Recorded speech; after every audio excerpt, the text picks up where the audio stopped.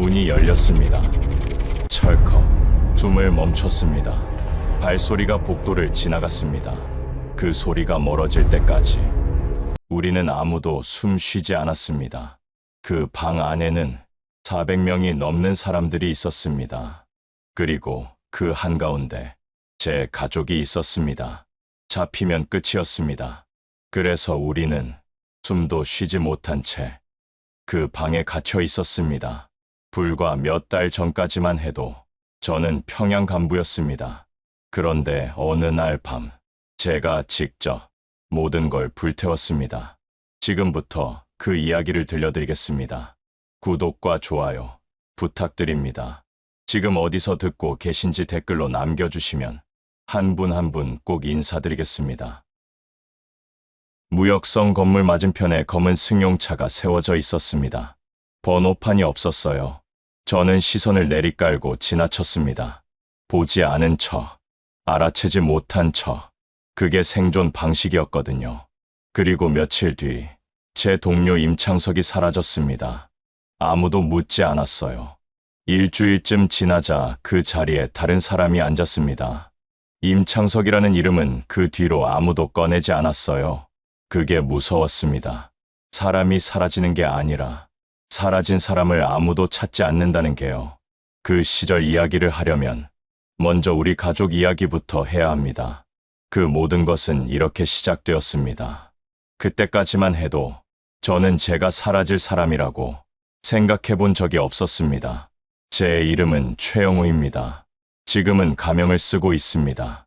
그때 저는 평양 무역성에서 일하는 간부였어요. 직급으로 치면 중간쯤 됐습니다. 높다고 할 수도 없고 낮다고 할 수도 없는 자리였어요. 그래도 평양 시내 고층 아파트에 살았고 한 달에 2번은 고기 배급이 나왔습니다. 북한에서 그 정도면 꽤 사는 편이었거든요. 저는 그때 그 삶이 나쁘지 않다고 생각했습니다. 2003년 겨울이었어요. 저는 48살이었고 아내 선영이는 45이었습니다. 아들 현성이가 17, 딸 현미가 14이었어요. 내 식구가 방 2칸짜리 아파트에서 살고 있었습니다. 아침이면 6시에 일어났어요. 세수를 하고 제복을 입었습니다. 아내가 부엌에서 아침을 차리는 소리가 들렸어요. 국 끓이는 소리, 밥솥 뚜껑 여는 소리. 저는 그 소리를 들으면서 넥타이를 맸습니다. 현성이는 책가방을 메고 먼저 나갔고 현미는 밥을 먹다가 꼭 한 번씩 국을 쏟았어요. 그걸 아내가 닦아주면서 타박을 놓으면 현미가 희죽 웃었습니다. 저는 그 모습을 보면서 신발을 신었어요. 그게 우리 집 아침 풍경이었습니다. 별거 아닌 것 같지만 지금 생각하면 그게 전부였어요. 그 아침들이요. 무역성까지는 걸어서 20분이었습니다. 저는 매일 같은 길을 걸었어요. 그런데 어느 날부터 그 길이 조금 달라진 느낌이 들었습니다. 무역성 일은 단조로웠습니다. 퇴근하고 집에 오면 아이들이 있었습니다. 현성이는 공부를 잘했어요. 학교에서도 성적이 상위권이었습니다. 어른들이 보면 다들 그랬어요. 이 아이 나중에 크게 될 거라고요. 저도 그렇게 믿었어요. 하지만 저는 사실 불안했습니다. 현성이가 대학을 가려면 아버지인 제 직책이 중요했거든요. 무역성 간부면 어느 정도는 되는데 이게 언제 어떻게 바뀔지 몰랐어요. 북한에서 내 자리는 내 것이 아니거든요. 당이 줬다가 당이 가져가는 거니까요. 현성이 얼굴을 보면서 그 생각이 들 때마다 저는 얼른 딴 데를 봤습니다. 그 불안을 얼굴에 내면 안 됐으니까요. 현미는 좀 달랐습니다. 공부보다는 그림 그리는 걸 좋아했어요. 학교 끝나고 오면 공책 여백에 뭔가를 그리고 있었습니다. 꽃이기도 하고 새이기도 하고요. 제가 뭘 그리냐고 물으면 그냥 희죽 웃었어요. 말이 없는 아이였습니다. 그래도 눈치가 빨랐어요. 집 안의 분위기가 좀 이상하다 싶으면 누가 말 안 해도 먼저 알았거든요. 아버지 오늘 무슨 일 있어요? 하고 먼저 묻는 게 현미였습니다. 저는 그럴 때마다 괜찮다고 했어요. 웃으면서요. 현미가 그 말을 믿었는지는 모르겠습니다. 저녁이면 내 식구가 식탁에 둘러앉았어요. 반찬이 많지는 않았습니다. 배급으로 나온 쌀로 밥을 짓고 된장국을 끓였어요. 명절 즈음이면 고기 한 토막이 올라오기도 했습니다. 그게 전부였습니다만 저는 그 밥상이 좋았어요. 아이들이 밥 먹는 걸 보는 게 좋았습니다. 현성이가 숟가락을 들고 현미가 국을 호호 불어서 먹고 아내가 밥을 더 퍼주면서 오늘 학교에서 뭐 했냐고 물어보고 그게 그 시절 제 낙이었어요. 밥상 앞에 앉아 있을 때만큼은 오늘 맞은편 차가 또 세워져 있었다는 것도 임창석 자리가 떠오르는 것도 잊을 수 있었습니다. 그런 제가 유일하게 속 얘기를 털어놓는 사람이 있었어요. 박동수라는 친구였습니다. 초등학교 때부터 알고 지낸 사이였어요. 저랑 같은 해에 무역성에 들어왔고 당원 증서도 같은 날 받았습니다. 아이들도 서로 알고 지냈어요. 동수 딸이랑 우리 현미가 나이가 비슷했거든요. 명절이면 가족끼리 한자리에 모이곤 했습니다. 그 친구 집 아이 돌잔치 날이 기억납니다. 좁은 방 안에서 다 같이 모여 앉았어요. 음식이 풍성한 건 아니었습니다만 웃음소리는 컸어요. 동수가 술을 한 잔 따라주면서 그러더군요. 야, 영호야, 우리 이 나이까지 아무 탈 없이 살아온 게 어디냐. 그 말이 그때는 그냥 웃기고 말았는데 나중에 생각해보니 참 무거운 말이었어요. 북한에서 아무 탈 없이 산다는 게 쉬운 일이 아니거든요. 동수는 말수가 많은 편이었어요. 저는 조용한 편이었고요. 그래서 잘 맞았습니다. 그런데 동수한테도 절대 안 하는 말이 있었어요. 선을 넘는 말이요. 우리는 둘 다 알고 있었습니다. 어디까지 말해도 되는지를요. 그 선을 지키는 게 우정이기도 했고 생존이기도 했어요. 무역성에서 일하다 보니 러시아 쪽 거래처 사람들을 간간히 만나게 됐습니다. 회의 자리에서 통역이 붙어서 대화를 하는 정도였어요. 그런데 그 사람들이 쓰는 물건들이 눈에 들어올 때가 있었습니다. 볼펜 하나, 손목시계 하나, 서류 가방 하나도요. 만듦새가 달랐어요. 저는 그 차이를 느낄 때마다 얼른 눈을 다른 데로 돌렸습니다. 그런 걸 오래 보면 안 됐으니까요. 옆에서 보는 사람이 있었거든요. 항상 집에 오는 길에 가끔 혼자 이런 생각을 했어요. 저 사람들이 사는 곳은 어떤 곳일까? 그 생각은 현관문을 열고 들어서는 순간 사라졌습니다. 밤 냄새가 났거든요. 현미가 공책에 뭘 그리고 있었어요. 현성이가 교과서를 펼쳐놓고 있었습니다. 그걸 보면 다른 생각이 없어졌어요. 이게 내 삶이다. 여기서 잘 살면 된다. 저는 그렇게 생각하며 살았습니다. 아니, 그렇게 생각하려고 했어요. 그 두 가지가 같은 말 같아도 다르다는 걸. 그때는 몰랐습니다. 2003년 12월이었습니다. 겨울이 막 깊어지던 무렵이었어요. 그날 저녁도 평범했습니다. 현미가 학교에서 있었던 일을 얘기하고 있었어요. 아내가 국을 더 퍼주면서 듣고 있었습니다. 현성이는 밥을 빨리 먹고 교과서를 펼쳐들었어요. 저는 그 풍경을 보면서 천천히 밥을 먹고 있었습니다. 그때 전화가 울렸어요. 저는 수저를 내려놓고 받았습니다. 무역성 동료였어요. 목소리가 이상했습니다. 뭔가 조심스러운 목소리였어요. 전화기 너머로 숨을 고르는 소리가 들렸습니다. 영호 동무, 내일 아침 부장 동무가 단독으로 찾는다고 하는데 저는 그 말을 듣는 순간 손에 힘이 들어갔어요. 수화기를 쥔 손이요. 단독. 그 한 단어가 머릿속에서 울렸습니다. 무역성에서 부장한테 단독으로 불려가면 어떻게 되는지 저는 알고 있었거든요.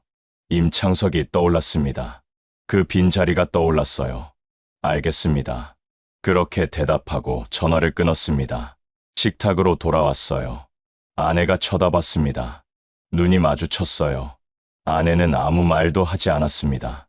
하지만 다 알고 있는 눈이었어요. 저는 아무 말 안 하고 앉았습니다. 밥을 한 숟가락 떴어요. 목으로 안 넘어갔습니다. 그냥 내려놨어요. 현미가 아직 얘기를 하고 있었습니다. 저는 듣고 있는 척했어요. 하지만 아무것도 들리지 않았습니다. 현미 목소리가 멀었습니다. 현성이가 책 넘기는 소리도 멀었어요. 내일 아침이 무서웠습니다. 그리고 저는 그때 몰랐습니다. 그날 아침이 제 인생이 끝나는 날이 될 줄은요. 그날 밤잠을 못 잤습니다. 천장을 보고 누워 있었어요. 옆에서 아내가 숨 쉬는 소리가 들렸습니다. 잠든 척하고 있었는데 저는 알았어요. 아내도 못 자고 있다는 거요. 20년을 같이 산 사람입니다. 숨소리만 들어도 알거든요. 저는 아무 말도 하지 않았습니다. 아내도 아무 말 하지 않았어요. 그냥 둘이 천장을 보고 누워 있었습니다. 새벽 2시쯤 됐을 때 저는 살짝 일어나서 아이들 방을 들여다봤어요. 현성이는 이불을 발로 차고 자고 있었습니다. 발이 밖으로 나와 있었어요. 저는 이불을 당겨서 덮어줬습니다. 현미 방은 문이 살짝 열려 있었어요. 들여다봤더니 한쪽으로 웅크리고 자고 있었습니다. 그 얼굴을 오래 봤어요. 내일 부장한테 불려가면 어떻게 되는 걸까? 저는 그 생각을 억지로 눌렀습니다. 일단 가서 들어봐야 안다고요. 별일 아닐 수도 있다고요. 하지만 믿어지지 않았어요. 번호판 없는 차가 계속 떠올랐습니다. 임창석 빈자리가 떠올랐어요. 아침이 됐습니다. 밥이 목으로 안 넘어갔어요. 아내가 국을 떠줬는데 한 숟가락 뜨다가 내려놨습니다. 현미가 쳐다봤어요. 아버지, 밥 안 먹어요? 응, 오늘 속이 좀 안 좋다. 웃으면서 대답했습니다. 현미가 더 묻지 않았어요. 하지만 제가 나갈 때 현관까지 따라 나왔습니다. 아무 말 없이 배웅을 했어요. 저는 괜찮다는 듯 손을 흔들고 돌아섰습니다. 계단을 내려가면서 손이 떨렸어요. 무역성에 도착했습니다. 부장실은 3층이었어요. 문 앞에서 잠깐 멈췄습니다. 심호흡을 한 번 했어요. 문을 두드렸습니다. 들어오시오. 부장 이름은 강명철이었습니다. 나이는 50대 중반이었고 체격이 컸어요. 회의 시간에도 말이 별로 없는 사람이었습니다. 말이 없는 사람이 무섭거든요. 할 말만 골라서 하는 사람이니까요. 저는 문을 닫고 들어갔습니다. 부장이 서류를 내려다보고 있었어요. 고개를 들지 않았습니다. 저는 그 앞에 서서 기다렸어요. 시계 소리가 들렸습니다. 벽에 걸린 시계요. 똑딱, 똑딱. 그게 그렇게 크게 들렸습니다. 부장이 서류를 옆으로 밀었어요. 그리고 저를 봤습니다. 최동무, 박동수 동무 알지요? 저는 그 순간 속이 내려앉는 느낌이었습니다. 박동수, 30년 친구. 그 이름이 이 방에서 나오면 안 되는 거였어요. 아무 이유 없이요. 네, 같은 부서입니다. 목소리가 평소랑 달라지면 안 됐어요. 저는 최대한 담담하게 대답했습니다. 부장이 다시 서류를 들었어요. 천천히 읽는 척하다가 말을 이었습니다. 박동수 동무가 지난달에 러시아 바이어하고 단독으로 만났다는 보고가 있어. 거기서 체제에 관한 발언을 했다는 제보도 들어왔고 최 동무는 그 자리에 함께 있었소? 저는 없었습니다. 그 자리에 없었어요. 동수가 단독으로 만났다면 저는 몰랐던 거고 그 자리에 있지 않은 걸 있었다고 할 수는 없었습니다. 아니요. 그 자리엔 없었습니다. 부장이 고개를 끄덕였어요. 그리고 서류를 탁자 위에 내려놓으면서 말했습니다. 최 동무가 목격자로 서명해주면 되겠소. 어렵지 않아요. 서명 한 줄이요. 저는 그 말을 듣는 순간 손바닥에 땀이 났습니다. 서명 한 줄. 그게 어떤 의미인지 모르는 사람이 없었어요. 그 서명 한 줄이 박동수를 수용소로 보내는 거였습니다. 동수 아내와 동수 아이들까지요. 북한에선 가족이 연좌제라는 걸. 그 방 안에 두 사람은 모두 알고 있었어요. 며칠 드리겠소. 생각해 보시오. 그 말과 함께 부장이 다시 서류를 집어들었습니다. 대화가 끝난 거였어요. 저는 인사를 하고 나왔습니다. 문을 닫고 복도에 섰을 때 다리에 힘이 없었어요. 벽에 손을 짚었습니다. 잠깐 그렇게 서 있었어요. 서명 기한이 사흘이었습니다. 72시간이었습니다. 그리고 그 시간은 제 가족 목숨이었습니다. 시간이 줄어드는 게 느껴졌습니다. 자리로 돌아왔습니다. 아무렇지 않은 척 서류를 펼쳤어요. 하지만 글자가 눈에 안 들어왔습니다. 동수 얼굴이 자꾸 떠올랐거든요. 그 돌잔치 날에 웃던 얼굴이요. 우리 이 나이까지 아무 탈 없이 살아온 게 어디냐 하던 그 말이 귓가에서 계속 맴돌았어요. 점심시간에 동수가 식당에서 말을 걸었습니다. 영호야, 오늘 안색이 왜 그래? 저는 웃었어요. 별거 아니야. 어제 잠을 좀 못 잤어. 동수가 고개를 갸웃하더니 더 묻지 않았습니다. 국수를 먹으면서 다른 얘기를 했어요. 자기 딸이 그림 그리기를 배우기 시작했다고. 우리 현미도 그림을 좋아하는데 같이 배우게 하면 어떻겠냐고요. 저는 그 말을 들으면서 목이 막혔습니다. 고개를 끄덕이면서 국수를 먹는 척했어요. 그날 저녁, 저는 집에 와서 밥상 앞에 앉았는데 현미가 학교에서 그린 그림을 가져왔습니다. 새 한 마리를 그렸는데 날개를 활짝 편 모습이었어요. 잘 그렸다고 했더니 현미가 웃었습니다. 저는 그 그림을 보면서 생각했어요. 내 서명 한 줄이 동수 딸한테 어떤 미래를 만드는 걸까? 서명을 하면 나는 살아남습니다. 가족도 살아남아요. 현성이 대학도 갈 수 있어요. 현미 그림도 계속 그릴 수 있습니다. 아무 일도 없었던 것처럼 살 수 있어요. 그런데 동수는요? 동수 아내는요? 그 아이들은요? 저는 소파에 앉아서 손을 봤습니다. 이 손으로 그 서명을 하면 이 손은 평생 그걸 기억할 거였어요. 밥을 먹을 때도, 아이들 머리를 쓸어줄 때도 이 손이 기억할 거였습니다. 저는 손을 쥐었어요. 꽉요. 밥을 다 먹고 아이들이 방으로 들어갔습니다. 아내가 설거지를 하고 있었어요. 저는 소파에 앉았는데 신문이 눈에 안 들어왔습니다. 서명을 하면 우리 가족은 안전합니다. 서명을 안 하면 우리가 위험해질 수 있었어요. 그게 부장이 준 선택지였습니다. 하지만 그 서명 한 줄이 30년 친구, 가족의 인생을 끝내는 거였어요. 동수 아내가, 그 아이들이 어디로 끌려가는지를 저는 알고 있었습니다. 이틀이 지났습니다.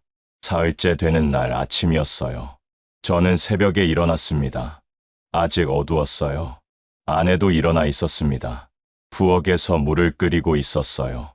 저는 부엌으로 갔습니다. 아내가 돌아봤어요. 둘이 아무 말 없이 마주 봤습니다. 서명, 안 할 거야. 제가 먼저 말했어요. 아내가 가스불을 껐습니다. 그리고 저를 봤어요. 그러면 우리는요? 저는 대답하지 않았습니다. 아내도 더 묻지 않았어요. 한참 있다가 아내가 말했습니다. 그럼 어떻게 해요? 저는 창밖을 봤습니다. 아직 어두웠어요. 아이들 방에 불이 꺼져 있었습니다. 현성이는 자고 있을 거고 현미는 어쩌면 깨어 있을지도 몰랐어요. 한 가지 방법이 있기는 한데 저는 그 말을 입 밖에 꺼내는 게 무서웠습니다. 한 번 꺼내면 돌이킬 수 없는 말이었으니까요. 아내가 기다렸습니다. 저는 숨을 한 번 들이켰어요. 여기 있으면 우리가 죽습니다. 나가야 해. 그 말은 북한을 버린다는 뜻이었습니다. 부엌이 조용했습니다. 물 끓는 소리도 없었어요. 가스불을 껐으니까요. 시계 소리만 들렸습니다. 똑딱, 똑딱. 부장실 시계 소리랑 똑같았어요. 아내가 천천히 고개를 끄덕였습니다. 울지 않았어요. 그게 더 무서웠습니다. 그날 밤 저는 장롱을 열었어요. 맨 안쪽 깊숙이 손을 넣었습니다. 손가락 끝에 뭔가 닿았어요. 헝겊에 쌓인 것이었습니다. 꺼냈습니다. 풀었어요. 분장이었습니다. 무역성 20년 근속 표창이었고 당 모범 당원 증서였습니다. 저는 그걸 들고 마당으로 나갔습니다. 성냥을 켰습니다. 불꽃이 일었어요. 분장 한쪽 끝부터 타들어갔습니다. 저는 그걸 끝까지 들고 있었어요. 손가락 끝까지 타들어 올 때까지요. 20년이 타고 있었습니다. 조국에 충성한다고 믿었던 20년이요. 뜨거웠습니다. 하지만 놓지 않았어요. 그때 뒤에서 발소리가 났습니다. 아내였어요. 아내가 옆에 와서 섰습니다. 아무 말 없이 같이 봤어요. 불꽃이 두 사람 얼굴을 붉게 물들였습니다. 제가 바람에 날렸어요. 다 탔습니다. 저는 손에 남은 재를 털었습니다. 아내가 먼저 들어갔어요. 저는 잠깐 더 서 있었습니다. 하늘을 봤어요. 별이 보였습니다. 내일부터는 다른 사람이 되는 거였습니다. 분장을 태운 다음 날 아침이었습니다. 저는 평소처럼 출근했어요. 제복을 입고 넥타이를 매고 같은 길을 걸었습니다. 무역성 맞은편에 검은 차가 또 세워져 있었어요. 저는 시선을 내리깔고 지나쳤습니다. 평소랑 똑같이요. 아무것도 결심하지 않은 사람처럼요. 부장한테 서명 답변을 줘야 하는 날이었습니다. 저는 오전 내내 서류를 들여다보는 척했어요. 글자가 눈에 안 들어왔습니다. 머릿속에서는 한 가지 생각만 빙빙 돌고 있었어요. 동수가 왜 저 서명의 표적이 됐는지.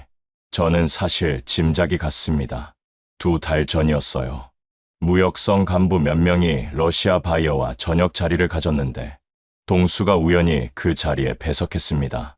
거기서 우리 윗선 고위 간부가 국가 물자를 개인 거래에 쓰는 장면을 동수가 직접 봤어요.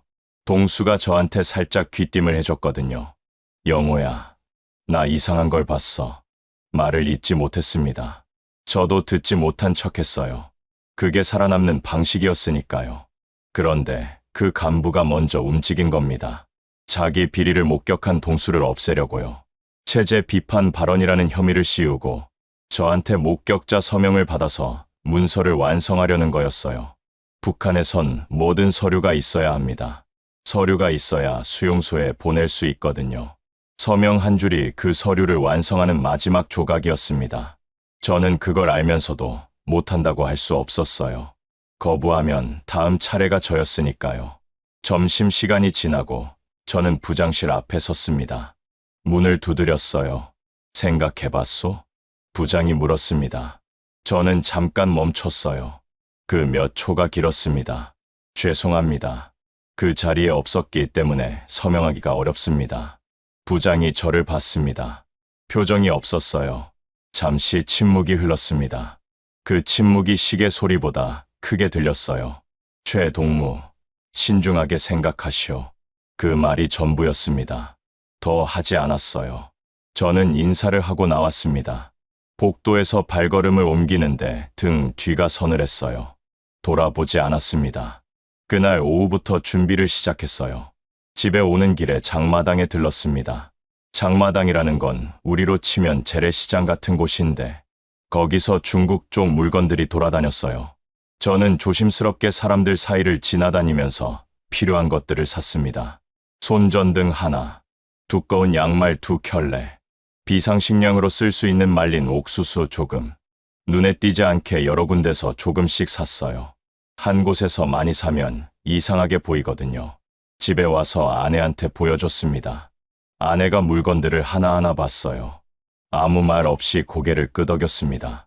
그리고 장롱 안쪽에서 손수건 하나를 꺼냈어요. 그 안에 달러가 들어 있었습니다. 오래전부터 조금씩 모아둔 거였어요. 북한에서 달러를 가지고 있으면 안 됐지만 비상용으로 몰래 두는 사람들이 있었거든요. 저도 그 중 하나였습니다. 얼마나 돼요? 400달러 조금 넘어요. 저는 그걸 받아서 우솥 안쪽에 넣었습니다. 심장 가까운 쪽으로요. 아이들한테 말해야 했어요. 그게 제일 어려웠습니다. 저녁 먹고 나서 아이들을 불렀어요. 현성이랑 현미가 나란히 앉았습니다. 저는 어떻게 시작해야 할지 몰라서 잠깐 있었어요. 우리 이사 가야 할 것 같다. 현성이가 고개를 들었습니다. 어디로요? 저는 대답을 못했어요. 현미가 저를 봤습니다. 눈이 컸어요. 그 눈이 이미 다 알고 있는 것 같았습니다. 현미는 물었어요. 아버지, 위험한 거예요? 저는 잠깐 눈을 감았습니다. 그리고 현미 머리를 쓸어줬어요. 대답 대신요. 현성이가 일어났습니다. 제가 도울 게 있어요? 17살이었어요. 그 말이 그렇게 무겁게 들릴 줄 몰랐습니다. 저는 고개를 저었어요. 그냥 짐 싸지 말고 기다려. 내가 말하면 움직이면 돼. 그날 밤이었습니다. 자정에 출발하기로 했어요. 저는 시계를 봤습니다. 저녁 8시였어요. 자정까지 4시간 남았습니다. 아내가 저녁 설거지를 했어요. 저는 옆에서 닦았습니다. 말이 없었어요. 그냥 씻고 닦고 평소랑 똑같이 했습니다. 혹시 누가 보더라도 이상하게 보이면 안 됐으니까요. 북한에선 이웃이 이웃을 감시하거든요. 자정까지 3시간 남았습니다. 현성이가 방에서 나왔어요. 책 읽는 척하다가 저한테 왔습니다. 아버지, 두꺼운 옷 입어야 해요.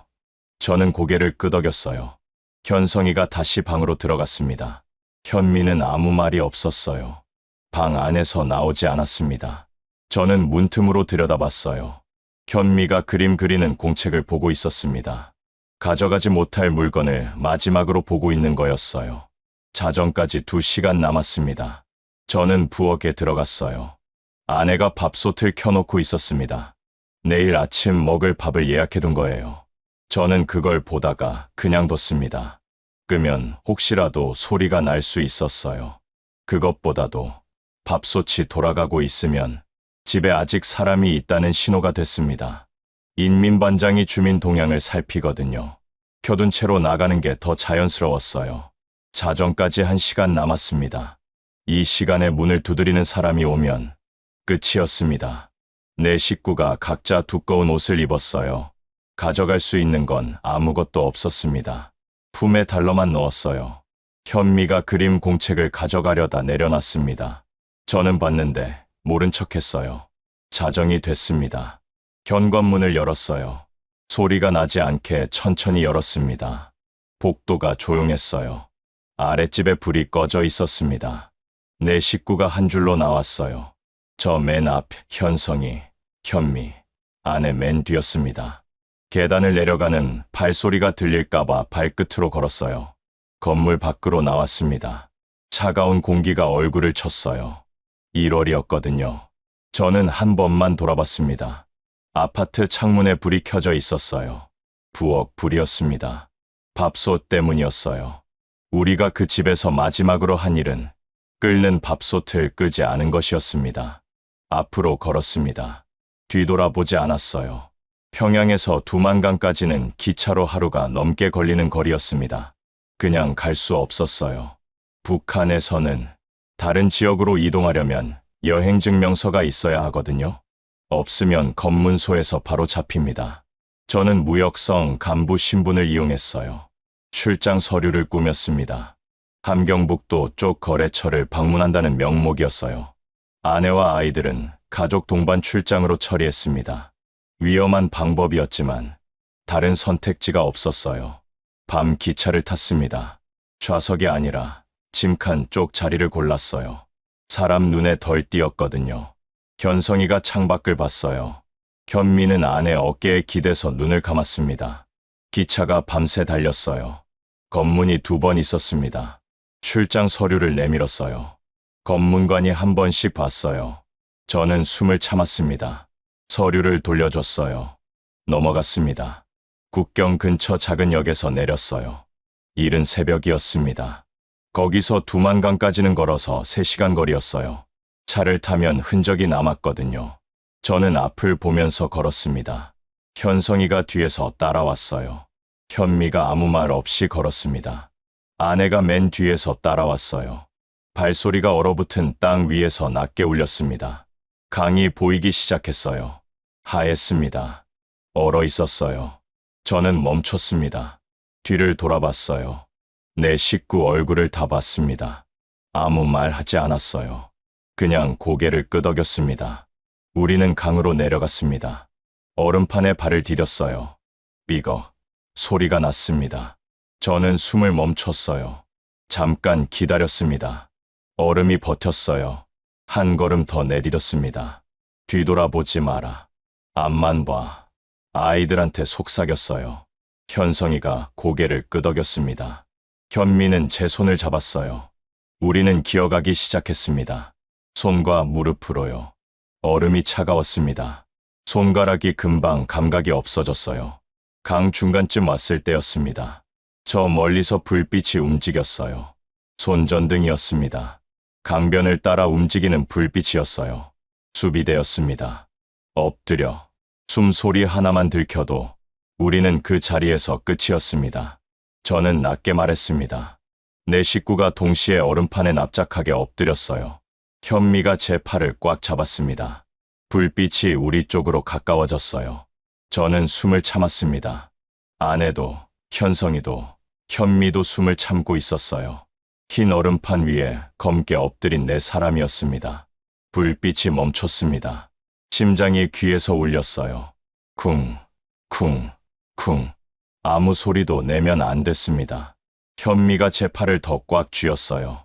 저는 현미 손을 덮었습니다. 괜찮다는 신호로요. 불빛이 방향을 바꿨습니다. 강변을 따라 반대쪽으로 움직이기 시작했어요. 30초가 지났습니다. 1분이 지났어요. 불빛이 멀어졌습니다. 가자. 우리는 다시 기어갔어요. 더 빠르게요. 얼음이 삐걱거렸지만 멈추지 않았습니다. 맞은편 강변이 보였어요. 나무들이 보였습니다. 저는 그쪽으로 기어갔어요. 견성이가, 현미가, 아내가 따라왔습니다. 손이 강변 흙에 닿았어요. 중국이었습니다. 하지만 우리를 잡으러 오는 사람들도 같은 땅 위에 있었습니다. 저는 일어서지 못했어요. 무릎을 꿇고 흙 위에 손을 짚고 있었습니다. 뒤에서 아내가 제 어깨를 잡았어요. 견성이가 현미를 안고 있었습니다. 현미는 울지 않았어요. 그 나이에 울지 않았습니다. 살았습니다. 하지만 아직 끝이 아니었어요. 멀리서 개 짖는 소리가 들렸습니다. 개 짖는 소리가 점점 가까워졌습니다. 저는 아이들을 나무 뒤로 밀었어요. 엎드리라고 손짓했습니다. 내 식구가 낙엽 위에 납작하게 엎드렸어요. 개 소리가 한 마리가 아니었습니다. 2마리, 3마리였어요. 손전등 불빛도 같이 움직이고 있었습니다. 수비대가 개를 데리고 강변을 수색하는 거였어요. 현미가 제 팔을 잡았어요. 손이 떨렸습니다. 저는 현미 등을 손으로 눌렀어요. 움직이지 말라는 신호였습니다. 아내가 눈을 감았어요. 견성이는 땅을 봤습니다. 숨소리도 안 났어요. 개 소리가 멈췄습니다. 심장이 귀에서 울렸어요. 저는 고개를 들지 않았습니다. 낙엽 냄새가 났어요. 흙 냄새가 났습니다. 5초, 10초, 20초. 불빛이 우리 쪽을 향했다가 방향을 바꿨어요. 개 소리가 멀어졌습니다. 강 하류 쪽으로 이동하는 것 같았어요. 1분이 지났습니다. 아무 소리도 없었어요. 저는 천천히 일어났습니다. 주위를 봤어요. 어둠뿐이었습니다. 가자. 낮게 말했어요. 내 식구가 일어났습니다. 반대 방향으로 걸었어요. 나무 사이로, 어둠 속으로. 1시간쯤 걸었을 때 작은 불빛이 보였습니다. 집이었어요. 낮은 흙벽 집이었습니다. 저는 멈췄어요. 아내가 제 옆에 섰습니다. 가볼까요? 저는 고개를 끄덕였어요. 문을 두드렸습니다. 안에서 발소리가 났어요. 문이 열렸습니다. 조선말이 들렸어요. 이쪽이요. 빨리. 그때 풀숲에서 소리가 났습니다. 저는 본능적으로 아이들을 뒤로 밀었어요. 누군지 몰랐거든요. 풀숲이 흔들렸습니다. 남자가 나왔어요. 나이는 50대쯤 됐고 키가 작았습니다. 얼굴에 주름이 많았어요. 손에 작은 손전등을 들고 있었습니다. 나 조선 사람이요. 강 건너오는 거 봤소. 빨리 오시오. 거기 있으면 안 돼요. 조선말이었어요. 저는 아내랑 눈이 마주쳤습니다. 선택지가 없었어요. 우리는 그 남자를 따라갔습니다. 남자 이름은 최 씨라고만 했습니다. 연변 조선족이었어요. 강에서 10분쯤 걸어가니까 낮은 집이 나왔습니다. 흙벽으로 된 집이었어요. 안으로 들어갔더니 따뜻했습니다. 난로가 있었어요. 우리는 그 앞에 앉았습니다. 현미가 난로에 손을 뻗었어요. 손가락 끝이 빨개져 있었습니다. 최 씨 아내가 국을 끓여줬어요. 된장국이었습니다. 냄새가 났어요. 저는 그 냄새를 맡고 눈물이 날 뻔했습니다. 고향 냄새가 났거든요. 며칠 있어도 돼요. 근데 낮에는 절대 밖에 나가면 안 돼요. 공안이 돌아다니니까. 공안이라는 건 중국 경찰이에요. 탈북자를 잡아서 북한으로 돌려보내는 역할을 했습니다. 잡히면 바로 북송이었어요. 우리는 사흘을 그 집에 있었습니다. 낮에는 방 안에만 있었어요. 창문에 가까이 가지 않았습니다. 소리도 최대한 안 냈어요. 현미가 기침이 나오려고 하면 입을 막았습니다. 견성이는 사흘 동안 한마디도 안 했어요. 그냥 앉아서 벽만 봤습니다. 둘째 날 낮에 바깥에서 발소리가 들렸어요. 무거운 발소리였습니다. 여러 명이었어요. 최 씨가 우리를 부엌 쪽으로 밀었습니다. 부엌 한쪽에 쌀가마니가 쌓여 있었어요. 그 뒤에 숨었습니다. 내 식구가 쌀가마니의 뒤에 몸을 구겼어요. 현미가 제 옷을 잡았습니다. 바깥에서 문 두드리는 소리가 났어요. 최 씨가 나가는 소리가 들렸습니다. 중국말로 뭔가 주고받는 소리가 났어요. 저는 알아듣지 못했습니다. 아내 손을 잡았어요. 손이 차가웠습니다. 얼마나 지났을까요? 발소리가 멀어졌습니다. 최 씨가 들어왔어요. 괜찮소. 갔소. 저는 그제야 숨을 내쉬었습니다. 현미가 제 품에 얼굴을 묻었어요. 사흘째 저녁에 최 씨가 말했습니다. 더 있으면 위험하오.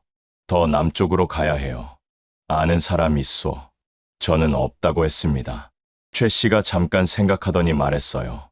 브로커를 연결해 줄 수 있소. 돈이 얼마 있소? 400달러라고 했습니다. 최 씨가 고개를 끄덕였어요. 충분하진 않지만 일단 연락해 보겠소. 다음 날 저녁에 브로커가 왔습니다. 이름은 왕이라고만 했어요. 나이는 40대였고 체격이 좋았습니다. 가죽 점퍼를 입고 있었어요. 들어오면서 방 안을 한번 쭉 훑었습니다. 우리 네 식구를 흐른 눈빛이었는데 사람을 보는 눈이 아니었어요. 물건을 보는 눈이었습니다. 앉지도 않았어요. 그냥 서서 말했습니다. 400으론 안 돼요. 저는 그게 전부요. 라고 했어요. 왕이 코웃음을 쳤습니다. 그럼 2명만 데려가지. 어른 둘이요. 아이들을 두고 가라는 말이었습니다. 저는 뭔가가 머릿속에서 확 달아올랐어요. 가족이요. 다 같이 가야 하오. 왕이 저를 봤습니다. 웃었어요. 그 웃음이 이상했습니다. 눈이 안 웃었어요. 입만 웃었어요. 그럼 800이요. 4명이면 800이요. 400밖에 없다고 했더니 왕이 턱짓을 했습니다. 최 씨를 향해서요. 그러자 최 씨가 말했습니다. 나머지는 도착하면 내도 돼요. 아는 사람한테 부탁해서. 저는 달리 방법이 없었어요. 고개를 끄덕였습니다. 왕이 400달러를 받아서 주머니에 넣었어요. 세지도 않았습니다. 내일 새벽 5시에 여기 앞으로 오시오. 늦으면 그냥 가오. 그 말 한마디 하고 나갔습니다. 최 씨가 우리 쪽을 봤어요. 조심하시오. 그 사람, 돈만 밝히는 사람이요. 그래도 길은 아는 사람이요. 저는 그날 밤잠을 못 잤습니다. 왕의 눈빛이 자꾸 떠올랐어요. 다음 날 새벽 5시에 집 앞으로 나갔습니다. 왕이 낡은 트럭을 가져왔어요. 짐칸이었습니다. 타시오. 그 말뿐이었어요. 우리는 짐칸에 올라탔습니다. 바닥에 상자들이 있었어요. 우리는 그 사이에 끼어 앉았습니다. 트럭이 출발했어요. 짐칸 틈으로 새벽 공기가 들어왔습니다. 추웠어요. 얼마나 달렸을까요? 트럭이 멈췄습니다. 왕이 짐칸을 열었어요. 내리시오. 내려보니 길 한복판이었습니다. 허허벌판이었어요. 아무것도 없었습니다. 여기서 기다리시오. 다른 차가 올 거요. 얼마나요? 제가 물었어요. 왕이 어깨를 으쓱했습니다. 모르오. 그 말하고 다시 짐칸을 닫았습니다. 트럭이 출발했어요. 우리 4식구만 남았습니다. 저는 주위를 봤어요. 사방이 허벌판이었습니다. 바람이 불었어요. 현미가 제 손을 잡았습니다. 현성이가 물었어요. 아버지, 저 사람 다시 오는 거죠? 저는 대답하지 못했습니다. 1시간이 지났어요. 2시간이 지났습니다. 아무도 오지 않았어요. 왕이 남긴 건 약속 하나뿐이었는데 그 약속도 점점 바람에 날아가는 것 같았습니다. 3시간이 지났습니다. 현미 입술이 파래졌습니다. 저는 현미를 끌어안았어요. 체온을 나눠주려고요. 하지만 제 몸도 차가웠습니다. 현성이는 아무 말 안 하고 하늘만 보고 있었어요. 저는 그때 처음으로 생각했습니다. 여기서 끝나는 건가? 아내가 제 팔을 잡았어요. 영호 씨, 우리 어떻게 해요? 저는 입을 열지 못했습니다. 400달러가 사라졌어요. 브로커가 사라졌어요. 우리가 어디 있는지도 몰랐습니다. 그때였어요. 저 멀리서 뭔가가 흙먼지를 일으키며 오고 있었습니다. 흙먼지를 일으키며 온 건 낡은 봉고차 한 대였습니다. 차가 멈췄어요. 조선족으로 보이는 남자가 내렸습니다. 왕이랑 아는 사이인지 이름을 대더군요. 탓이요. 그 말뿐이었어요. 저는 아내랑 눈을 맞췄습니다. 선택지가 없었어요. 탔습니다. 차 안에 우리 말고도 2명이 더 있었어요. 북한 사람이었습니다. 여자 둘이었는데 한 명은 30대, 한 명은 50대쯤 됐어요. 눈이 퀭했습니다. 우리를 보더니 고개를 살짝 끄덕였어요. 우리도 끄덕였습니다. 말은 하지 않았어요. 차가 달리기 시작했습니다. 어디로 가는지 아무도 말해주지 않았어요. 사흘이 걸렸습니다. 중간에 한번 낡은 숙소에서 잤어요. 날이 밝으면 다시 달렸습니다. 한 번은 검문소가 나왔어요. 운전사가 뭔가를 내밀었습니다. 경찰이 받아서 보더니 손짓을 했어요. 통과였습니다. 저는 그 순간 숨을 참았어요. 현미가 제 손을 꽉 쥐었습니다. 검문소를 지나고 나서야 손을 놓았어요. 어느 날 오후였습니다. 차 안에서 현미가 배고프다고 했어요. 아무것도 없었습니다. 현성이가 주머니에서 말린 옥수수 한 줌을 꺼냈어요. 최 씨 집을 나올 때 챙겨준 거였습니다. 우리 넷이 그걸 나눠 먹었어요. 현미가 한 알씩 천천히 씹었습니다. 운전사가 어느 휴게소에서 밥을 먹고 왔는데 입가에 기름기가 있었어요. 저는 아무 말도 하지 않았습니다. 윈난성 쿤밍에 도착한 건 사흘이 지나서였어요. 도시가 컸습니다. 사람이 많았어요. 열대 물들이 길가에 심어져 있었습니다. 평양이랑 완전히 달랐어요. 현미가 차창 밖을 봤습니다. 아무 말이 없었어요. 거기서 우리는 허름한 숙소에 이틀을 묵었어요. 다음 브로커를 기다려야 했습니다. 2번째 브로커가 왔습니다. 한족이었어요. 이름은 몰랐습니다. 말이 통하지 않았어요. 통역이 붙었는데 조선 쪽 젊은 여자였습니다. 여자가 말했어요. 라오스 국경까지 데려다 줄 거예요. 거기서부터는 걸어야 해요. 얼마나요? 여자가 브로커한테 뭔가를 물었어요. 브로커가 손가락을 폈습니다. 10시간이요. 브로커가 10개를 폈거든요. 현성이가 제 팔을 잡았습니다. 저는 고개를 끄덕였어요. 라오스 국경 근처에 도착한 건 새벽 2시였습니다. 브로커가 차를 세우더니 내리라고 했어요. 내려보니 산자락이었습니다. 나무가 빽빽했어요. 달이 없는 밤이었습니다. 브로커가 손전등으로 앞을 비췄어요. 저 방향으로 가면 돼요. 통역 여자가 말했습니다. 브로커는 차에 탔어요. 기다렸습니다. 차가 출발하지 않았어요. 저는 다가가서 창문을 두드렸습니다. 더 안 가요? 브로커가 통역 여자한테 뭔가 말했습니다. 여자가 머뭇거리더니 말했어요. 나머지 200달러 내야 해요. 저는 없다고 했습니다. 왕한테 다 줬다고요. 여자가 브로커한테 전달했어요. 브로커가 고개를 저었습니다. 그럼 여기까지예요. 창문이 올라갔어요. 차가 출발했습니다. 뒷불이 어둠 속으로 사라졌습니다. 우리 네 식구가 산자락 앞에 남았어요. 현성이가 말했습니다. 아버지, 그냥 걸어요. 어차피 방향 알잖아요. 17살이 그 말을 했어요. 저는 손전등을 켰습니다. 앞에 길이 있었어요. 좁았습니다.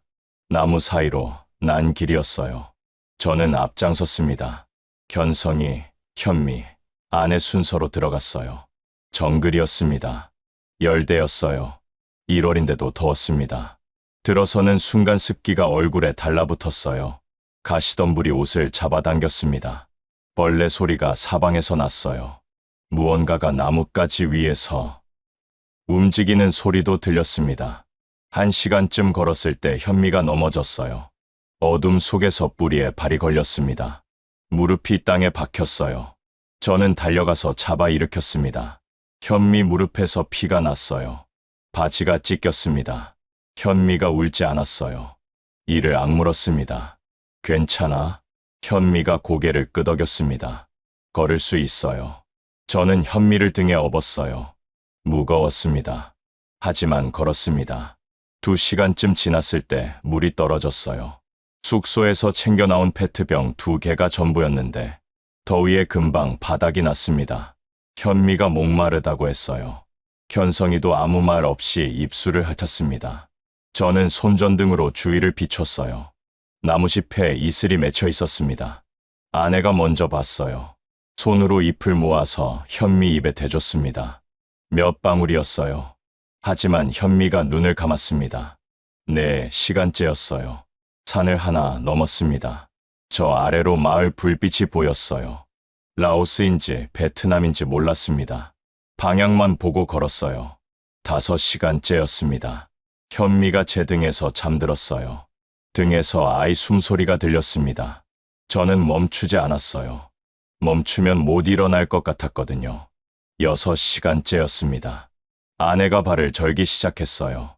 신발 안에 돌이 들어간 모양이었는데 멈추지 않았습니다. 저도 말하지 않았어요. 7시간째였습니다. 현성이가 제 옆으로 왔어요.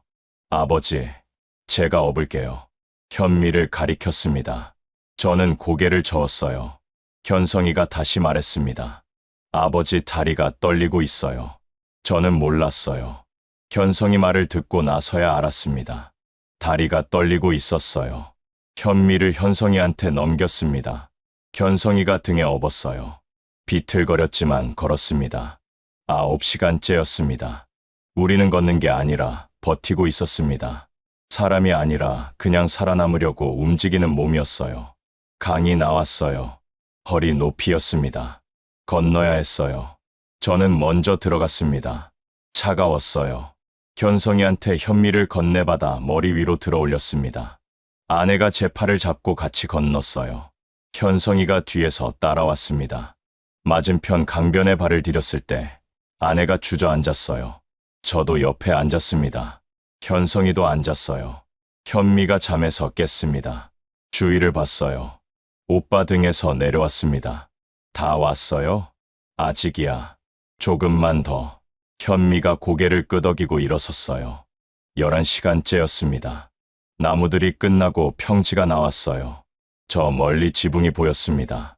불빛이 없었어요. 낮은 건물이었습니다. 저는 가까이 다가갔어요. 문이 있었습니다. 두드렸어요. 아무 소리가 없었습니다. 다시 두드렸어요. 안에서 소리가 났습니다. 발소리가 가까워졌어요. 문이 열렸습니다. 불빛이 나왔어요. 저는 눈을 찡그렸습니다. 안에서 얼굴이 보였어요. 조선 사람 얼굴이었습니다. 남자가 저를 봤어요. 그리고 말했습니다. 어서 들어오시오. 많이 걸었지요? 저는 그 말을 듣는 순간 다리에 힘이 풀렸습니다. 안으로 들어갔어요. 넓은 방이었습니다. 어두웠어요. 그런데 바닥에 사람들이 있었습니다. 누워있는 사람, 앉아있는 사람. 저는 손전등을 들었어요. 사람들이 가득했습니다. 다 조선 사람이요? 네. 남자가 말했습니다. 저도 그랬소. 6개월 됐소. 얼마나 있어요? 남자가 둘러봤어요. 그리고 말했습니다. 요즘은 새는 사람이 없소. 많아서. 저는 그 방 안을 봤습니다. 어둠 속에서 숨소리들이 들렸어요. 수십 개였습니다. 아니, 그보다 더 많았어요. 저는 현미 손을 잡았습니다. 우리도 이제 이 사람들 중 하나가 됐습니다. 그 건물은 한국계 선교사 한 분이 운영하고 있었습니다. 10년 넘게 베트남에서 탈북민들을 숨겨온 분이었어요.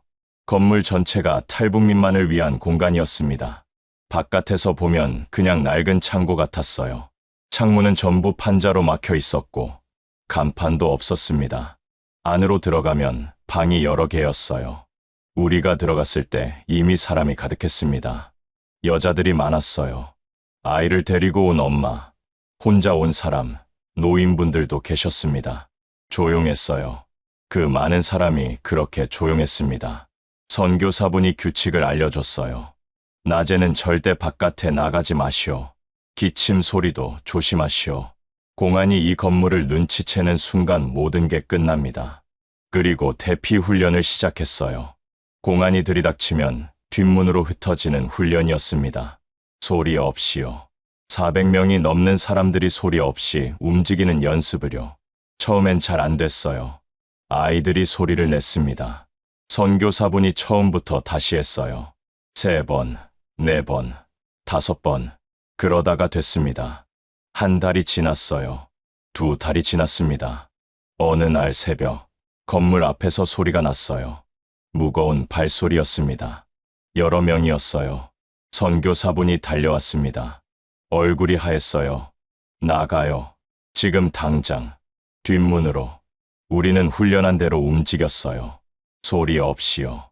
뒷문을 열고 골목으로 나갔습니다. 담장 뒤에 붙었어요. 숨을 참았습니다. 앞쪽에서 문 부서지는 소리가 났어요. 베트남어 고함이 들렸습니다. 공안이었어요.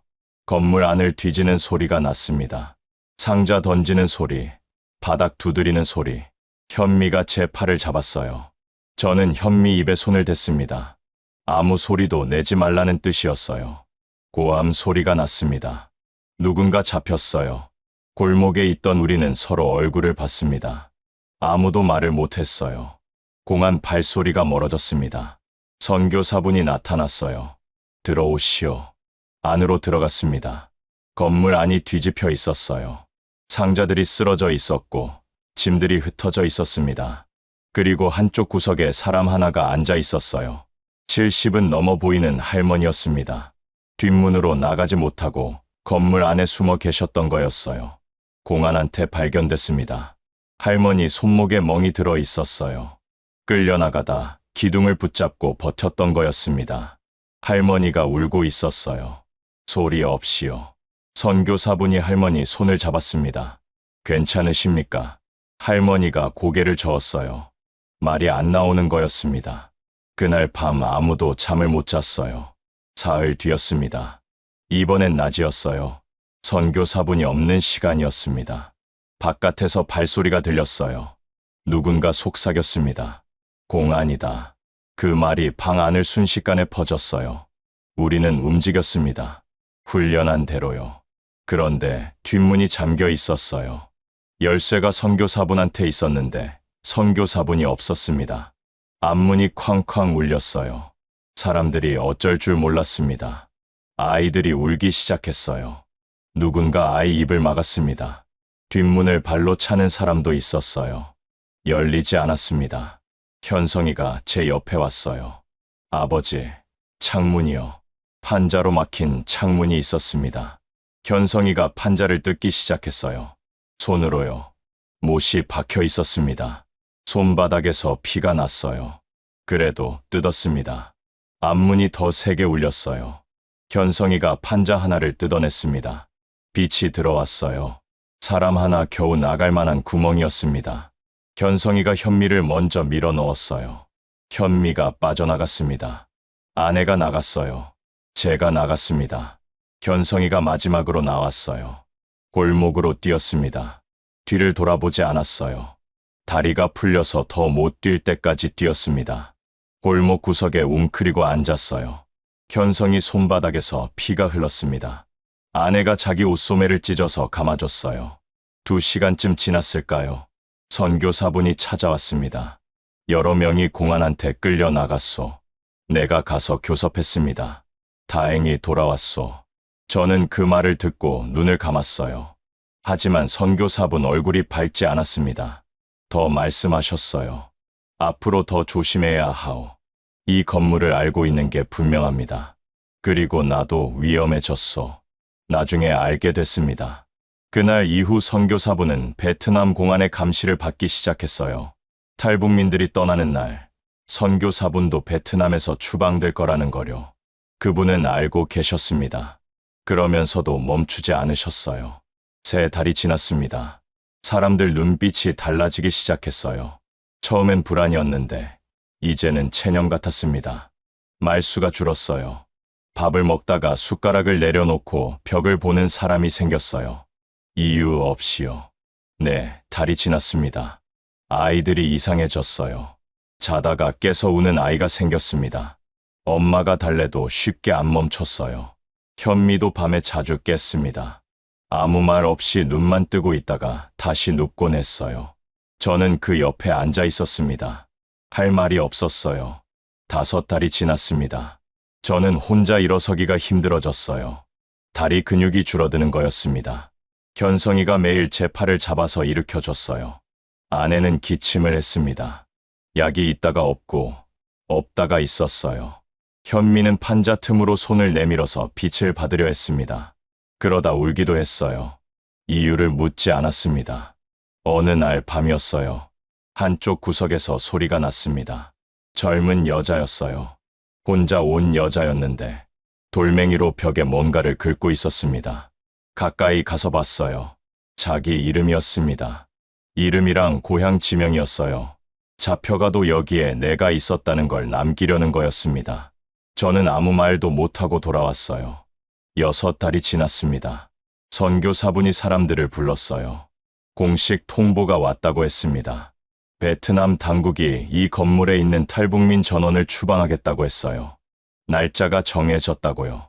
사흘이었습니다. 방이 조용해졌어요. 추방되면 중국이었습니다. 중국에서 잡히면 북송이었어요. 저는 주위를 둘러봤어요. 400명이 넘는 사람들이 그 어둠 속에 있었습니다. 선교사분이 그날 밤 내내 전화를 걸었어요. 끊겼다 다시 걸고, 안 받으면 또 걸었습니다. 자정이 지나도 걸었어요. 저는 그걸 봤습니다. 한국 영사관이었어요. 이틀이 지났습니다. 하루가 남았어요. 선교사분이 나타났습니다. 새벽 5시였어요. 눈이 빨갰습니다. 밤을 새운 거였어요. 한국 정부가 움직였소. 방이 술렁였어요. 전세기를 띄운다고 했소. 전원이요. 한 명도 빠짐없이요.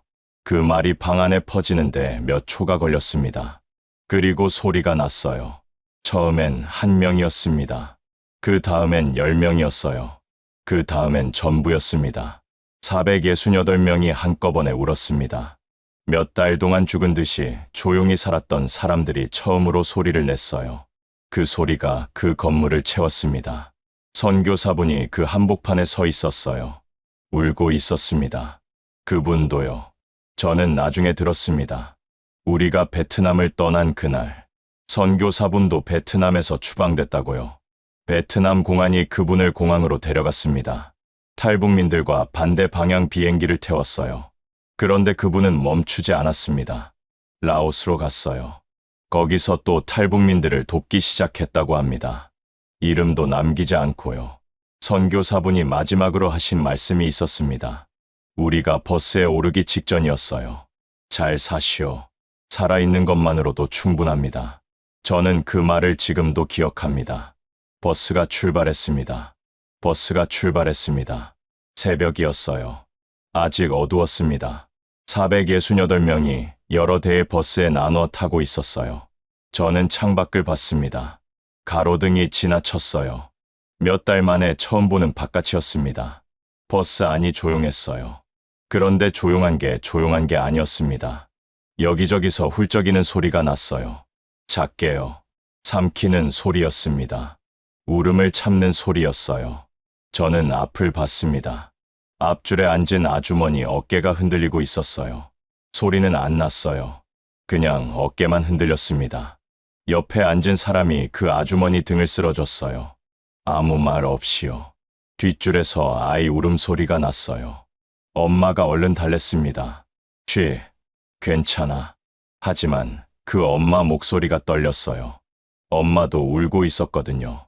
현미가 창문에 얼굴을 붙였어요. 그냥 봤습니다. 나무가 지나가고 건물이 지나가고 현미 눈에 눈물이 맺혔어요. 닦지 않았습니다. 공항이 보이기 시작했어요. 버스가 멈췄습니다. 내리라는 말이 들렸어요. 사람들이 내렸습니다. 공항 불빛이 밝았어요.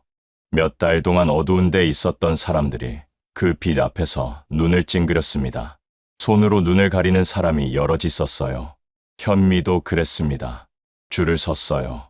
468명이요. 저는 그 줄을 봤습니다. 끝이 안 보였어요. 짐이 없는 사람들이었습니다. 몸만 온 사람들이었어요. 그런데 그 줄이 얼마나 긴지 저는 그게 그렇게 무겁게 느껴진 적이 없었어요. 저 줄에 있는 사람들이 각자 얼마나 걸어왔는지를 생각하면요. 두만강을 건넌 사람, 중국 다락방에 숨어 지낸 사람, 정글을 걸어온 사람, 어두운 건물에서 몇 달을 버틴 사람들이었습니다. 그 사람들이 지금 이 줄에 서 있었어요. 수속을 밟았습니다. 이름을 적었어요. 최영호. 오랜만에 제 이름을 종이에 썼습니다. 탑승구로 이동했어요. 창문 너머로 비행기가 보였습니다. 긴 동체에 태극 마크가 그려져 있었어요. 평생 도망치듯 살았는데 처음으로 누가 우리를 데리러 왔습니다. 대한민국이 보낸 비행기였습니다. 총도 아니고 협박도 아니고 비행기였어요. 우리를 데리러 온 비행기였습니다. 적이라고 배웠던 나라가 우리를 버리지 않겠다고 여기까지 날아온 거였어요. 저는 그 비행기 옆구리에 그려진 태극 마크를 손으로 짚었습니다. 손이 떨렸어요. 아무 말도 못했습니다. 탑승이 시작됐어요. 계단을 올랐습니다. 비행기 문이 열려 있었어요. 승무원이 서 있었습니다. 한국말로 인사를 했어요. 어서 오세요. 그 말을 들은 앞줄 아주머니가 그 자리에 멈췄어요. 승무원이 놀라서 봤습니다. 아주머니가 손으로 입을 막고 있었어요. 울음이 터지려는 걸 막는 거였습니다. 승무원이 아주머니 손을 잡았어요. 괜찮으세요? 아주머니가 고개를 끄덕였습니다. 그러면서 울었어요. 소리가 났습니다. 그 소리가 뒤에 있던 사람들한테 들렸어요. 줄이 잠깐 멈췄습니다. 그리고 여기저기서 소리가 나기 시작했어요. 흐느끼는 소리였습니다. 참았던 사람들이 터지기 시작한 거였어요. 뒷줄에서도 났고 더 뒷줄에서도 났습니다. 계단 아래에서도 났어요. 저는 그 소리를 들으면서 비행기 안으로 들어갔습니다. 좌석에 앉았어요. 사람들이 하나둘 들어왔습니다. 다들 자리를 찾아 앉았어요. 울면서 앉는 사람이 있었고 멍하게 앉는 사람이 있었습니다. 옆 사람 손을 잡고 앉는 사람도 있었어요. 노인 한 분이 제 앞줄에 앉으셨습니다. 혼자 오신 분이었어요. 자리에 앉더니 두 손을 무릎 위에 모으고 고개를 숙이셨습니다. 기도하시는 거였어요. 한참을 그러고 계셨어요. 어깨가 조금씩 흔들렸습니다. 현미가 제 손을 잡았어요. 저는 현미를 봤습니다. 현미가 웃고 있었어요. 눈물이 나면서 웃고 있었습니다. 저는 현미 머리를 쓸어줬어요. 엔진 소리가 커졌습니다.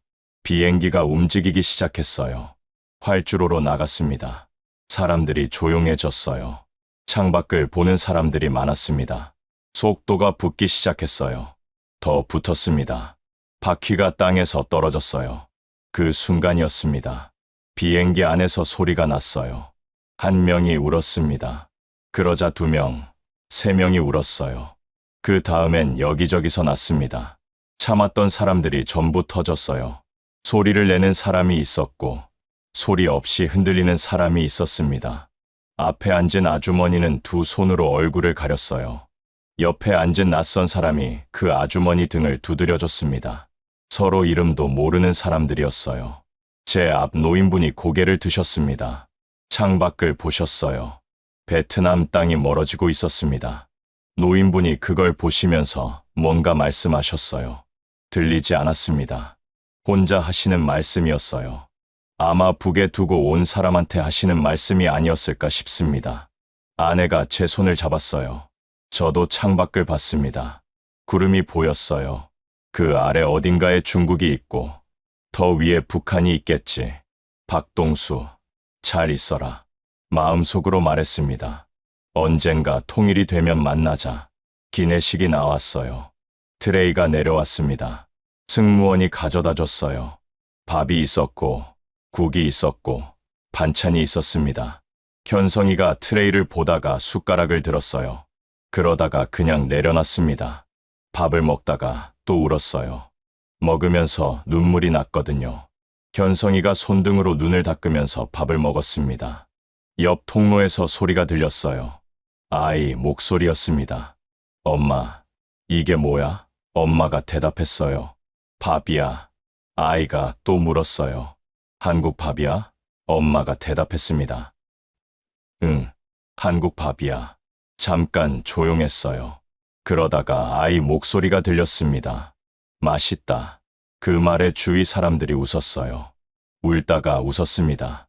승무원이 음료를 가져왔어요. 오렌지 주스였습니다. 현미가 받아서 마셨어요. 그러더니 저를 봤습니다. 달아요, 아빠. 저는 웃었어요. 처음으로 웃었습니다. 몇 달 만에요. 기내 방송이 나왔습니다. 잠시 후 인천공항에 도착합니다. 비행기 안이 다시 조용해졌어요. 그러더니 여기저기서 또 소리가 났습니다. 이번엔 달랐어요. 도착한다는 말을 듣고 나서 우는 거였습니다. 다 왔다는 걸 실감한 거였어요. 구름이 걷혔어요. 창밖으로 바다가 보이기 시작했습니다. 파란 바다였어요.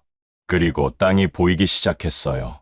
건물들이 보이고 도로가 보이고 자동차들이 보였습니다.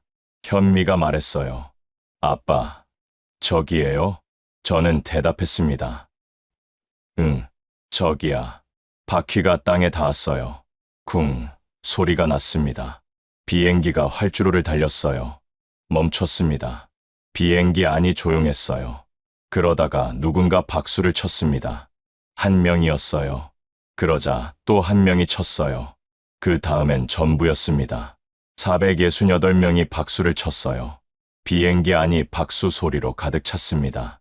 울면서 치는 사람이 있었고 웃으면서 치는 사람이 있었어요. 박수 사이에서 흐느끼는 소리도 들렸습니다. 저도 쳤어요.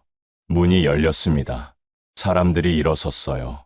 트랩을 내려갔습니다. 저도 내려갔어요.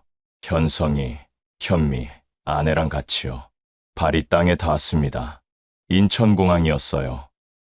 대한민국이었습니다. 저는 멈춰 서 있었어요. 한 발짝을 더 못 뗐습니다. 뒤에서 사람들이 내려오고 있었는데도요. 그냥 그 자리에 서 있었어요. 땅을 봤습니다. 회색 아스팔트였어요. 평범한 땅이었습니다. 하지만 이 땅을 밟는데 얼마나 걸렸는지 저는 알고 있었어요. 트랩 아래쪽에서 소리가 들렸습니다. 한 아주머니가 트랩을 다 내려오더니 그 자리에 무릎을 꿇었어요. 양손을 땅에 짚었습니다. 이마를 땅에 댔어요. 아무도 말을 걸지 않았습니다. 그냥 다들 그 옆으로 지나갔어요. 저는 하늘을 봤습니다. 파란 하늘이었어요. 바람이 불었습니다. 현성이가 제 팔을 잡았어요. 아버지, 저는 현성이를 봤습니다. 현성이가 고개를 끄덕였어요. 말이 없었습니다. 그래도 됐어요. 현미가 제 손을 잡았습니다. 아내가 반대편 손을 잡았어요. 여보, 아이들아, 제가 말했습니다. 우리가 이제 대한민국 사람이다. 468명이 그 땅을 밟았습니다. 한 명씩요. 각자의 사연을 가지고, 각자의 이별을 가지고, 각자의 두려움을 가지고 온 사람들이었어요. 그런데 이 땅을 밟는 순간만큼은 전부 같은 표정이었습니다. 눈물이 났어요. 다들요. 인천공항에 내리자마자 버스에 태워졌습니다. 어디로 가는지 몰랐어요. 그냥 탔습니다. 창밖으로 고속도로가 펼쳐졌어요. 차들이 달렸습니다. 많은 차들이요. 밤인데도 불빛이 가득했어요. 현미가 창문에 얼굴을 붙였습니다. 아빠, 저 불빛 다 뭐예요? 저는 대답을 못했어요. 저도 몰랐거든요. 그냥 다 켜져 있는 거였습니다. 평양에서는 밤이 되면 어두워졌어요. 전기가 부족했거든요. 여기는 달랐습니다. 밤인데도 환했어요. 국정원 조사시설에 도착했습니다. 다음 날 아침 조사관이 왔어요. 젊은 사람이었습니다. 들어오면서 인사를 했어요. 최영호 씨 맞으시죠? 씨. 저는 그 말에 멈췄어요. 동무가 아니었습니다. 씨였어요. 북한에서 20년을 살면서 저한테 씨라고 부른 사람이 없었거든요. 동무 아니면 동지였습니다. 저는 그 한마디에 뭔가가 달라졌다는 걸 느꼈어요. 앉으시죠. 의자를 권했습니다. 저는 앉았어요. 조사가 시작됐습니다. 처음엔 기본적인 것들이었어요. 이름, 나이, 출신 지역, 무역성 경력. 꼼꼼했어요. 그런데 이상했습니다. 제가 말하기 전에 이미 알고 있는 게 있었거든요. 무역성 담당자 이름을 댔는데 맞았습니다. 건물 구조를 설명했는데 틀리지 않았어요. 저는 놀라서 물었습니다. 어떻게 아세요? 조사관이 웃었어요. 저희가 알아야 할 건 다 알고 있습니다. 그뿐이었어요. 며칠이 지났을 때였습니다. 조사관이 종이 한 장을 내밀었어요. 북한 애국가 한번 불러보시겠습니까? 저는 조사관을 봤어요. 조사관이 말했습니다. 편하게 부르시면 됩니다. 저는 그 종이를 들고 있었어요. 손이 약간 떨렸습니다. 간첩인지 아닌지 확인하는 거라는 걸 알았어요. 간첩이면 이 노래를 모릅니다. 진짜 북한 사람이면 이 노래를 당연히 알아야 합니다. 북한에서 보낸 공작원이 탈북민으로 위장한 거라면, 혹은 조선족이 정착금을 노리고 탈북민인 척 들어온 거라면 이 노래를 자연스럽게 못 부를 수 있었습니다. 이상하게 들릴 수 있는 질문이었어요. 하지만 저는 이해했습니다. 저는 불렀어요. 이 노래를 부르는데 처음으로 이 노래가 낯설게 들렸어요. 내가 벗어나온 나라의 노래였으니까요. 목소리가 떨렸어요. 박자가 맞지 않았습니다. 하나라도 틀리면 안 된다는 생각이 드니까 더 떨렸어요. 조사관이 듣고 있었습니다. 아무 표정도 없었어요. 다 불렀습니다. 조사관이 고개를 끄덕였어요. 수고하셨습니다. 그뿐이었습니다. 나중에 알았어요. 탈북민들이 하도 많이 오다 보니 그 안에 간첩이 섞여 있는 경우가 있다는 거요. 나라를 지키려면 확인해야 했습니다. 저는 그게 섭섭하지 않았어요. 오히려 그게 제대로 된 나라라는 생각이 들었습니다. 아무나 들어오게 두지 않는 나라라는 게요. 북한에서는 의심 가면 그냥 잡아갔습니다. 증거 같은 건 없어도요. 여기는 달랐어요. 확인을 했습니다. 조사가 며칠 더 계속됐어요. 그러던 어느 날이었습니다. 조사관이 말했어요. 오늘은 잠깐 나가볼까요? 외출이요? 네. 서울 구경을 해드리려고요. 제가 함께 다닐 겁니다. 저는 가족들을 데리고 나갔어요. 조사관이 옆에 있었습니다. 승용차를 탔어요. 서울 시내로 들어갔습니다. 창밖으로 서울이 펼쳐지기 시작했어요. 건물이 있었습니다. 높은 건물들이요.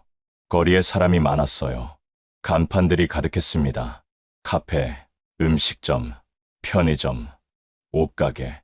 차들이 달렸어요. 버스도 달렸습니다. 오토바이도 달렸어요. 다들 바쁘게 움직였습니다. 저는 그 풍경을 보면서 생각했어요. 평양도 수도였습니다. 제가 살던 동네도 나름대로 번화한 곳이었어요. 하지만 달랐어요. 평양은 정해진 것들만 있었습니다. 허가받은 가게, 허가받은 음식, 허가받은 간판들이요. 여기는 달랐어요. 너무 많아서 어디를 봐야 할지 몰랐습니다. 사람들 표정도 달랐어요. 평양 사람들은 항상 조심스러웠어요. 여기 사람들은 그냥 걷고 있었습니다. 그냥요. 아무 걱정 없이 걷고 있었어요. 큰 빌딩 앞에서 차가 멈췄어요.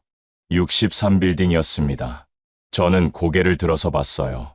끝이 안 보였습니다. 얼마나 높은지 가늠이 안 됐어요. 현미가 입을 벌렸습니다. 견성이도 고개를 들어서 봤어요. 아버지, 저게 다 건물이에요. 저는 고개를 끄덕였습니다. 안으로 들어갔어요. 뷔페 식당이었습니다. 문을 열고 들어서다가 멈췄어요. 음식이 있었습니다. 테이블마다, 진열대마다 고기가 있었고, 해산물이 있었고, 샐러드가 있었고, 디저트가 있었습니다. 과일이 쌓여 있었어요. 케이크가 통째로 있었습니다. 평양에서 명절에나 볼까 말까 하던 것들이 그냥 있었어요. 얼마든지 가져다 먹으라고요. 저는 한참 서 있었어요. 현미가 접시를 들었습니다. 한 바퀴 돌면서 담았어요. 이것도 담고 저것도 담고 접시가 가득 찼습니다. 자리에 앉아서 케이크를 한 입 먹었어요. 눈이 커졌습니다. 그러더니 저를 봤어요. 저는 웃었습니다. 눈물이 나면서 웃었어요.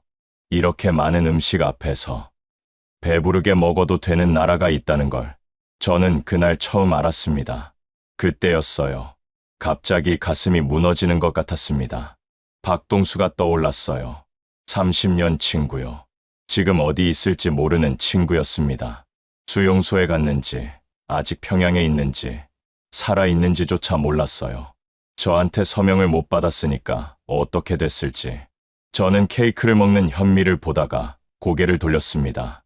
박동수 가족도 이런 케이크 한번 먹어봤으면 그 생각이 드는 순간 밥이 목으로 안 넘어갔어요. 기쁘면서 슬펐습니다. 두 가지가 동시에 왔어요. 이 풍요로운 밥상 앞에서 저 너머에 두고 온 사람들이 생각났습니다. 그게 그렇게 아팠어요. 조사가 끝나고 하나원으로 갔어요. 경기도 안성이었습니다. 깨끗한 건물이었어요. 방에 침대가 있었습니다. 처음 앉아봤는데 푹신했어요. 현미가 침대 위에서 통통 뛰었습니다. 처음이었거든요. 북한에서는 침대가 없었어요. 식당에서 밥을 먹었어요. 흰 쌀밥이었습니다. 국이 있었고 반찬이 여러 가지였어요. 저는 그 밥상을 보다가 젓가락을 내려놨습니다. 평양에서 간부로 살 때도 이런 밥상을 매일 받지 못했어요. 배급이 좋은 날도 있고 나쁜 날도 있었습니다. 항상 눈치를 봐야 했어요. 오늘 배급이 줄면 내일 어떻게 될까? 당에서 무슨 지시가 내려올까? 항상 그 불안이 있었어요. 여기는 달랐습니다. 이 밥상이 내일도 있을 거였어요. 모레도 있을 거였습니다. 누가 빼앗아 가지 않아요. 두려워하면서 먹지 않아도 됐습니다. 그게 자유라는 거였어요. 치과 치료도 받았어요. 의사가 꼼꼼하게 봐줬습니다. 스케일링을 해줬어요. 현미 이도 봐줬고요. 현미가 나오면서 말했습니다. 이가 이렇게 깨끗할 수 있어요. 저는 웃었어요. 은행 쓰는 법, 카드 쓰는 법, 지하철 타는 법을 배웠어요.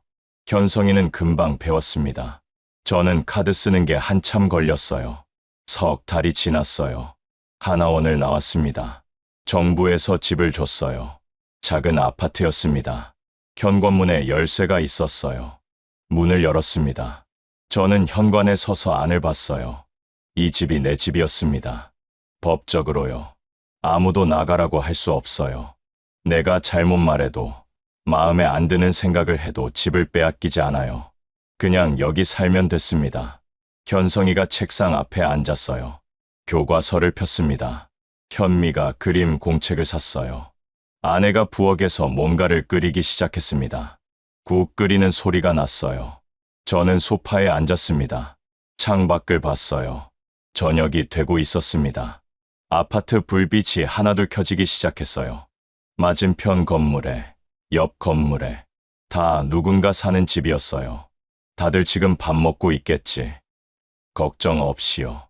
두려움 없이요. 저는 북쪽 하늘을 봤습니다. 박동수, 잘 있어라. 내 아이들도 건강하길. 언젠가 통일이 되면 이 밥상 앞에 같이 앉자. 내가 케이크 사줄게. 63빌딩 뷔페 데려가 줄게. 내가 평생 못 먹어본 것들 다 먹여줄게. 눈물이 났어요. 기뻐서 우는 건지 슬퍼서 우는 건지 몰랐습니다. 둘 다였어요. 그게 이 땅에서의 삶이었습니다. 기쁨이 오면 슬픔이 같이 왔어요. 저 너머에 두고 온 사람들이 있는 한 완전히 기쁠 수는 없었습니다. 아내가 불렀어요. 밥 먹어요. 저는 일어났습니다. 식탁으로 갔어요. 내 식구가 앉았습니다. 두만강을 기어서 건너고 중국 다락방에 숨고 정글을 11시간 걷고 어두운 건물에서 버티고 전세기를 타고 온 끝에 우리는 밥상 앞에 앉아 있었습니다. 두려움 없이요. 현미가 국을 호호 불었어요. 현성이가 밥을 먹었습니다. 아내가 반찬을 집어줬어요. 평범했습니다. 너무나 평범했어요. 그게 좋았습니다. 평범한 게 이렇게 좋을 수 있다는 걸 북한에 있을 때는 몰랐어요. 저는 밥을 먹으면서 눈을 감았습니다. 잠깐이요. 박동수, 빨리 통일되라.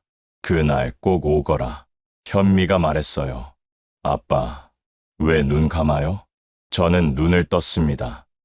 그냥 감사해서. 저는 밥을 한 숟가락 떴습니다. 아무 일도 일어나지 않았습니다. 그게 제가 평생 처음 느껴본 자유였습니다.